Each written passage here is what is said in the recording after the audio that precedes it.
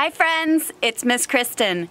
We are going to read one of my favorite Easter books by one of my favorite authors and illustrators today. It's called The Easter Egg, and it's by Jan Brett. We read a few other stories by Jan Brett.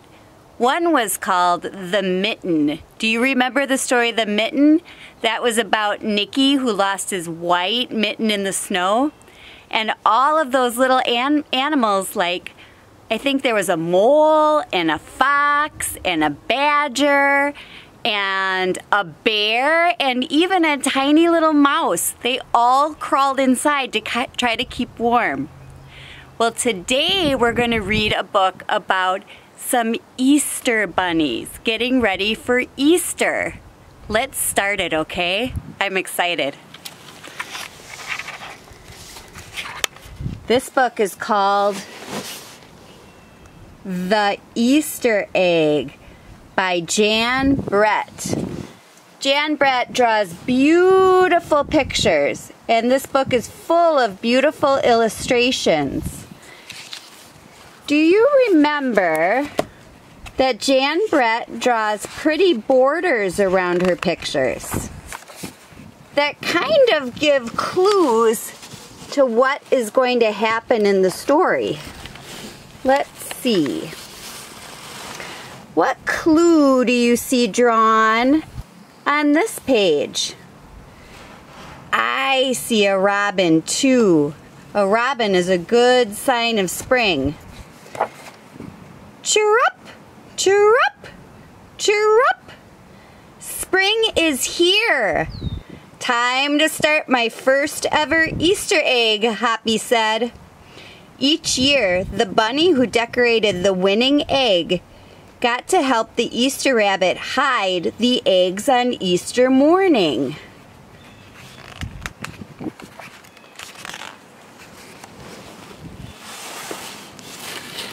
Look at those beautiful pictures.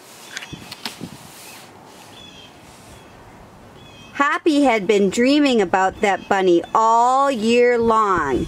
Now it was time to get started. Everywhere Hoppi looked, rabbits were working on dazzling eggs. I need an amazing idea, he thought. Hoppi spotted Flora Bunny planting spring wildflowers in her eggs. The Easter rabbit will love those colorful flowers, he thought, and he started picking flowers for his egg. Here's a basket for your flowers, Hoppi, Flora said. Do you see some bunnies working on their eggs in the pictures? They're all working so hard on their beautiful Easter eggs.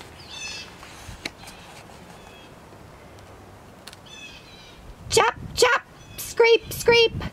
Hoppi spied Buster Birch carving a magnificent wooden egg. I wish I had some wood for my egg, Hoppi wished out loud. Here you go, Hoppi, Buster Birch said, and he put a smooth, round piece of wood in Hoppi's basket. Thank you, Buster, Hoppi said. And these white trees with the white bark, those are called birch trees. Those are Miss Kristen's favorite tree. I think they're so pretty. Hoppi was hopping along when the smell of sweetness led him out of the woods and straight to the chocolate egg that Auntie Sassafras was decorating with creamy frosting, squiggles, and bows. Hello, Hoppi, she said, and she put some chocolate squares in his basket. Hippity hop, Hoppi exclaimed. I'll make the Easter rabbit a chocolate egg so sweet it will make his whiskers tingle.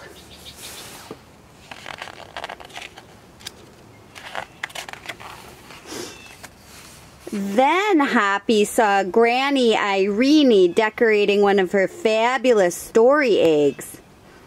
First, She traced a design on the egg with a special tool. Then she dipped the egg in pots of yellow, green, orange, and red dye, adding to the design each time.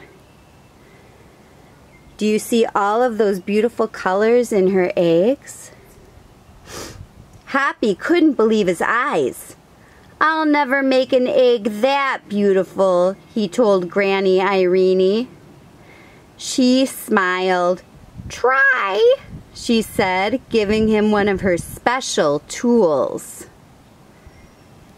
Wow.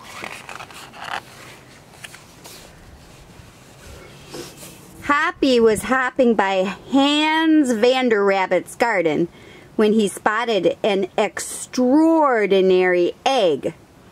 Hans was painting a portrait of the Easter rabbit so real that he looked alive. "Fantastic!" Hoppi exclaimed. "Thank you, Hoppi," Hans said. "Why don't you make a painting on your egg?" And he gave Hoppi pots of paint and a fine brush. Ooh. And did you notice? Along the border, Jan Brett drew some pussy willow branches. Pussy willows are one of Miss Kristen's favorite signs of spring.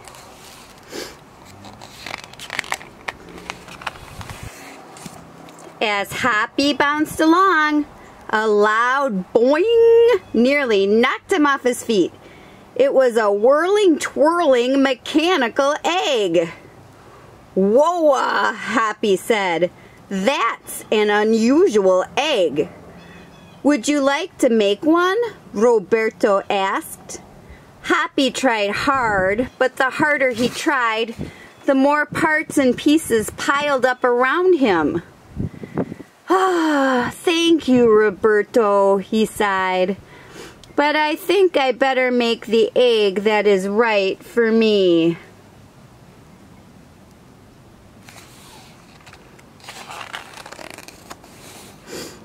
Hoppi hopped back to the woods and lay down under a tall tree to think.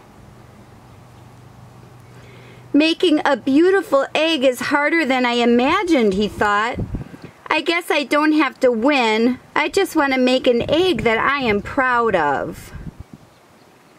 How do you think Hoppi's feeling right now?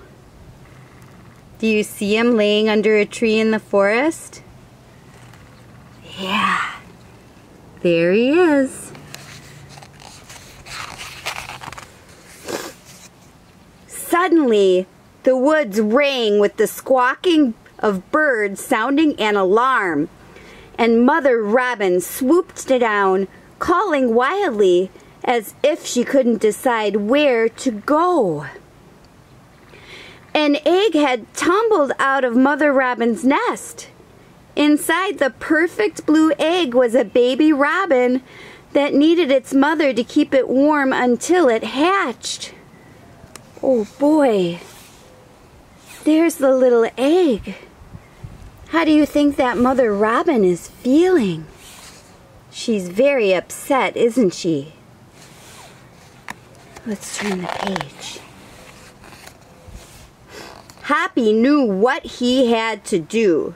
He sat down carefully and covered the blue egg with his soft, warm fur. "I'll take care of you the best I can," he whispered, and relieved Mother Robin chirped and settled down on her 2 other eggs that are up in her nest.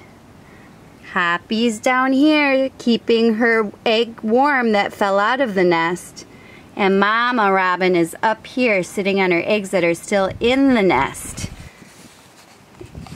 Do you think Hoppi's being kind to Mother Robin? Yeah. Do you think he's being helpful too? I think so too.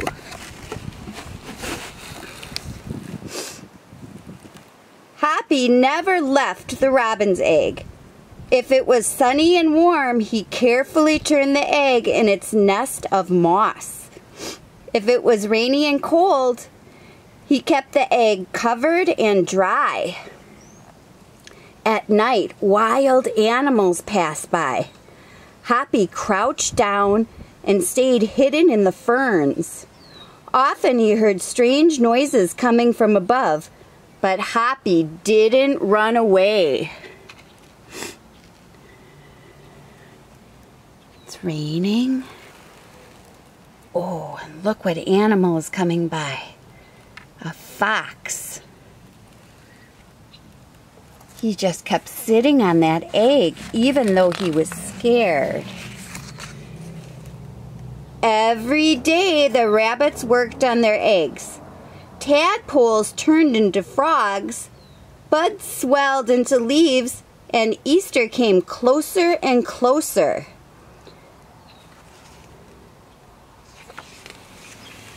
Ooh, look at these beautiful pictures.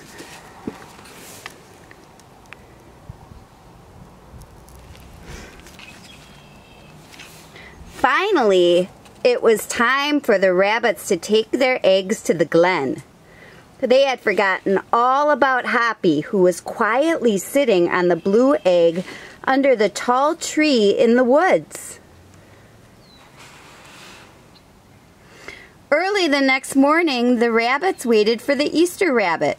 Suddenly, a beautiful wagon rolled toward them out of the mist.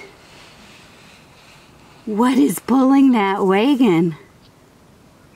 Maybe Miss Kristen should dress her chickens up like that and let them pull a wagon. That would be so silly. And stopped. The Easter Bunny stepped down from the wagon and admired the decorated eggs, one by one.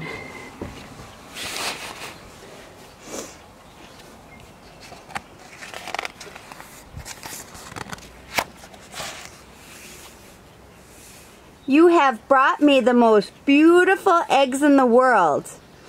But a very special one is not here, he told them. And the rabbits were puzzled. Whose egg could it be? Whose egg was not there? Do you know? Look, there's a clue right there.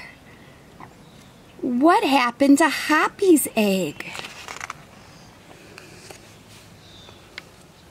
Fill my wagon with your wonderful eggs, he said.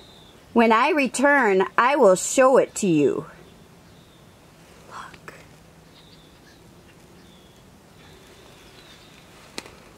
And the Easter Bunny disappeared into the woods.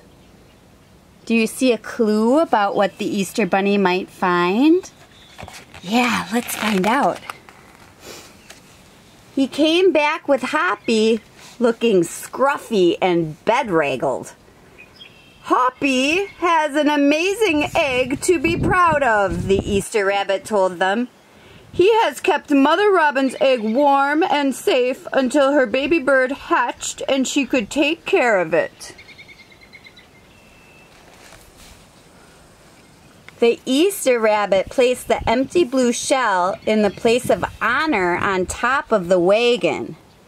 Now they were ready to go.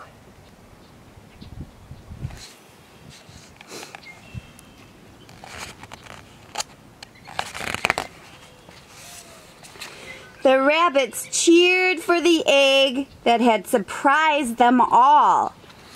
It's our best Easter ever, Hoppi, they shouted. And the brave little bunny and the Easter Rabbit rode off together to hide the eggs for girls and boys to find on Easter morning. The end.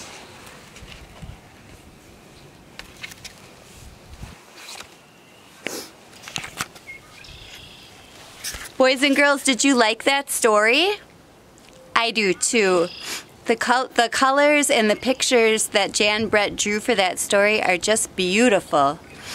Friends, I'm wondering if you can think of a time when you were scared to do something, but you were brave and you did it anyways.